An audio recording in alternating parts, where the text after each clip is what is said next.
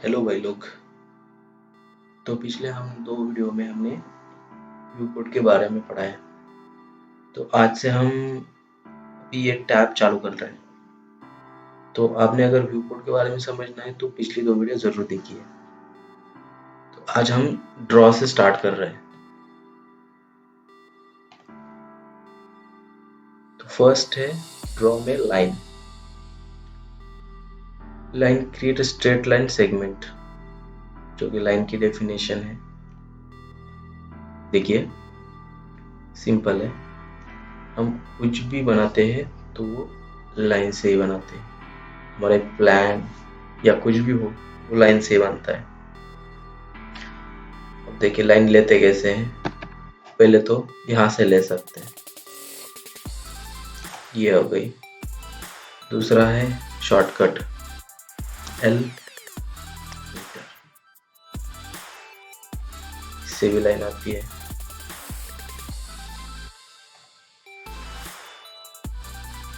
अब लाइन लेने के बाद इसका यूज कैसे करना है। बेसिकली फर्स्ट पॉइंट हमें स्पेसिफाई करना पड़ता है। जो हमने स्पेसिफाई कर दिया तो हमें जो डिस्टेंस चाहिए, जैसे कि अभी 1455 ये है mm में, तो हमें चाहिए 2 मीटर। तो हमें कराना पड़ेगा 2000। मेरा अभी यूनिट सेट mm में है, इसलिए मैं 2000 डाल रहा हूँ। आपका जैसा यूनिट रहेगा उस हिसाब से आप डालेंगे। अगर फीट में रहेगा तो फीट डालिए या इंचेस में डालिए। तो ये आ गई 2000 mm की लाइन। ठीक है, आगे है पॉलीलाइन। ये मल्टीपल लाइन है, जैसे कि ऐसे ये कंटिन्यूअसली चलती रहेगी।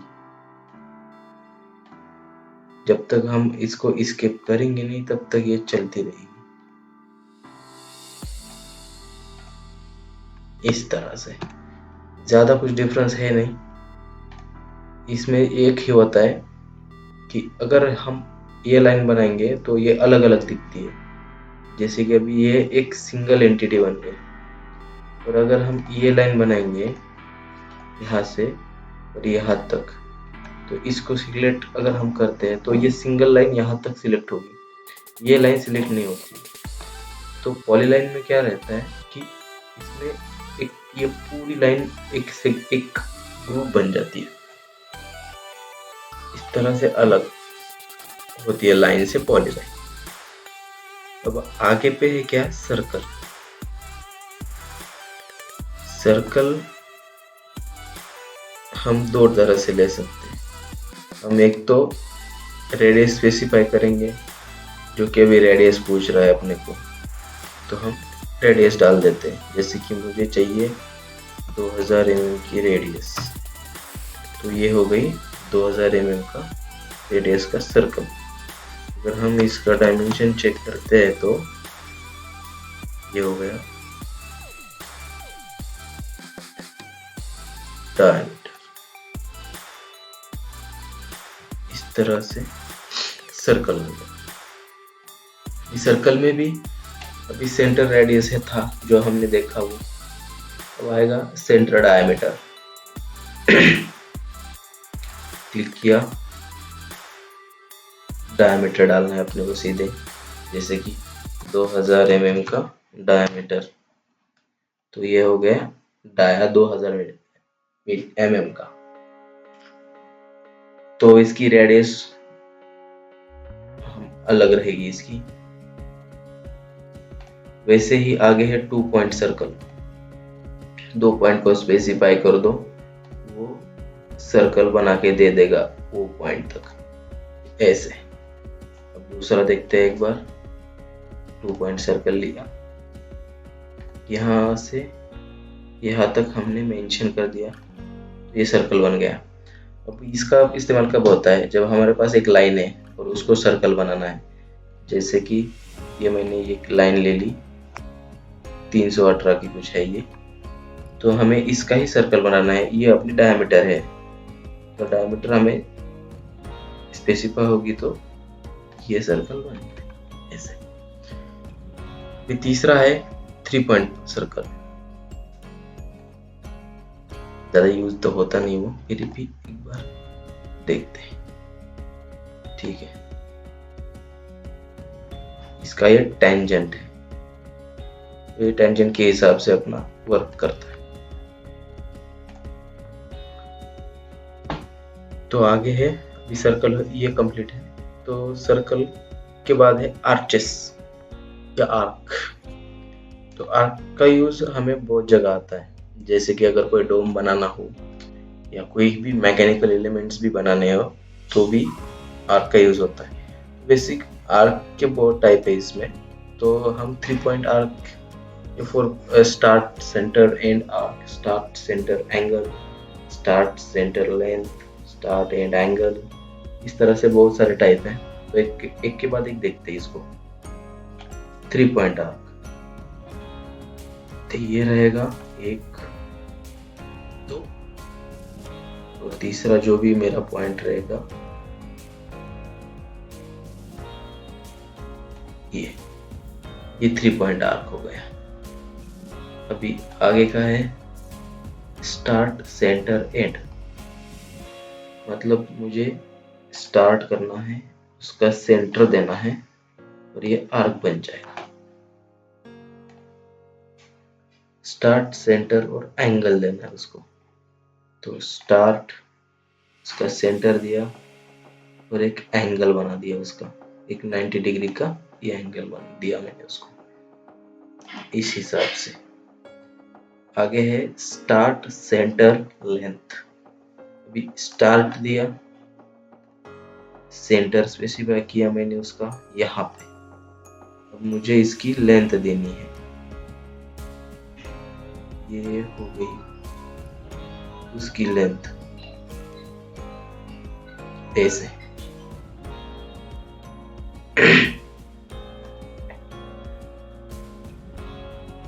इसके बाद है स्टार्ट एंड एंगल, स्टार्ट करेंगे, उसका एंड करेंगे और एक एंगल देंगे उसको, जैसे कि 90 डिग्री आ गया, ये हो गया। तो यहाँ से स्टार्ट किया, यहाँ पे एंड किया और एक एंगल बनाया, तो इस हिसाब से। इसके बाद है स्टार्ट एंड डायरेक्शन,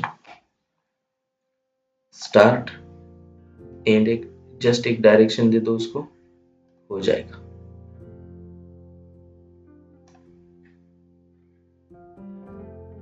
वैसे ही स्टार्ट एंड रेडियस,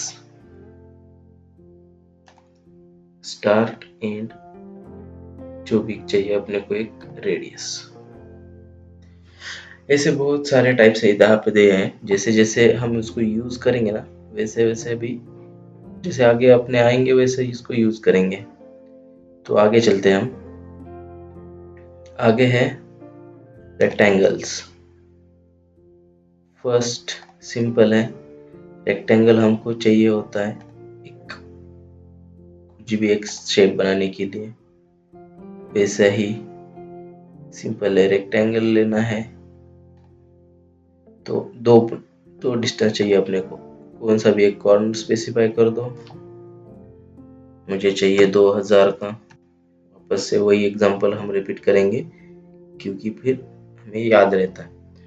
कॉमा डालेंगे, कॉमा डालने के बाद एक डायमेंशन लॉक हो जाता है, जैसे हॉरिजॉन्टल डायरेक्शन लॉक करनी है तो मैंने 2000 डाला। फर्स्ट डायमेंशन होता है हॉरिजॉन्टल एंड जो सेकंड डायमेंशन रहेगा वो वर्टिकल होता है, तो हमने वर्टिकल डाला 4000 का और इंटर कर दिया, ये बैठ गया इधर।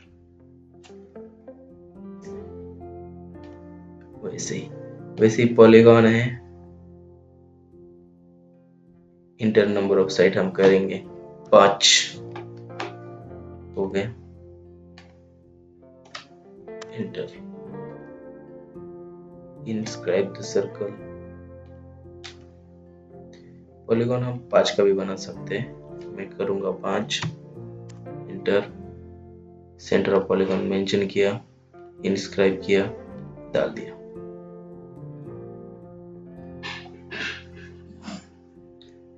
अब आगे है इलिप्स।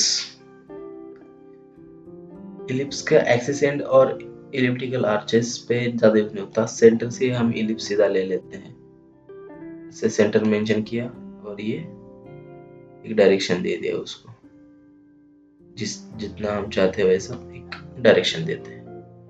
तो इस हिसाब से इलिप्स इलिप्स ज्यादा यूज में नहीं आता, क्योंकि चैम्फर और बाकी सब कमांड है तो ज्यादा यूज में नहीं आएगा वो, ऐसे ही। तो आगे हैच लाइन है, ग्रेडियंट है। हैच लाइन ज्यादा हम यूज होती है, ग्रेडियंट एक हैच लाइन का ही टाइप है। तो इस हिसाब से हैच लाइन एक बार देख लेते हैं। हाँ, अब जैसे कि ये एंगल है, तो हम एक इन सर्कल चाहिए अपने को, यहाँ पे क्लिक कर दिया हमने, ये आ गई इसकी हैच लाइन। पर अब ये तो हमें दिख नहीं रही है, तो यहाँ से हमें इसका स्केल बढ़ानी पड़ेगी, अभी भी नहीं दिख रही है।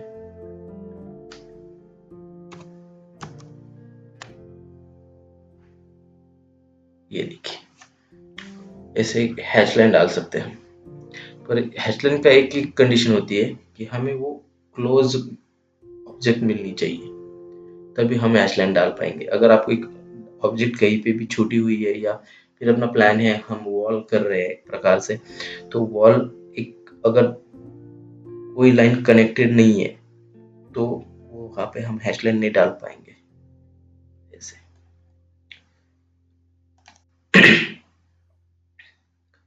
तो ये बेसिक ड्रॉ के फंक्शंस है, ज्यादा यही यूज होते हैं।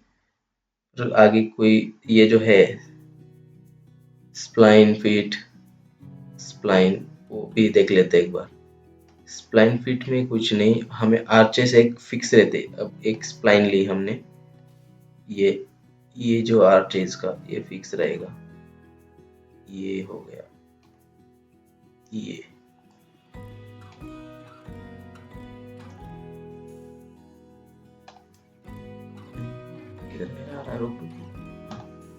ठीक है, ये स्प्लाइन। स्प्लाइन मतलब सांप जैसी लाइन। चलो, सांप भी बन गया ये, देखो थोड़ा शेप देते हैं सांप का इसको, ये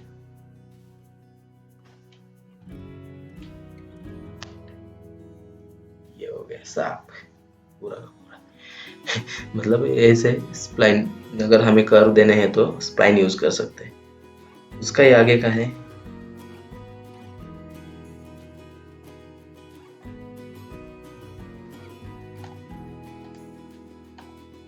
ये लाइन को सिर्फ फायदा ये है कि हम इसको कैसे भी मोड़ सकते हैं, ये फिक्स ग्रेडियंट पे नहीं होती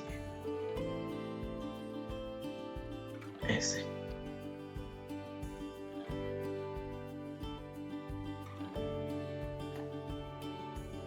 आगे ये है कंस्ट्रक्शन लाइन। कंस्ट्रक्शन लाइन अगर हम जूम आउट कर लेते हैं, कंस्ट्रक्शन लाइन का मतलब है ये इनफाइनाइट लाइन मिलती है हमें। ये क्योंकि हम जब प्लान बनाते हैं या कुछ भी हम डायमेंशन डालते हैं तो बार बार अपने को चेंज करना पड़ता है, तो इसलिए हम क्या करते हैं पूरी थ्रू आउट एक इनफाइनाइट लाइन डाल देते हैं। जैसे कि देखिए ये हो गई एक पूरी लाइन।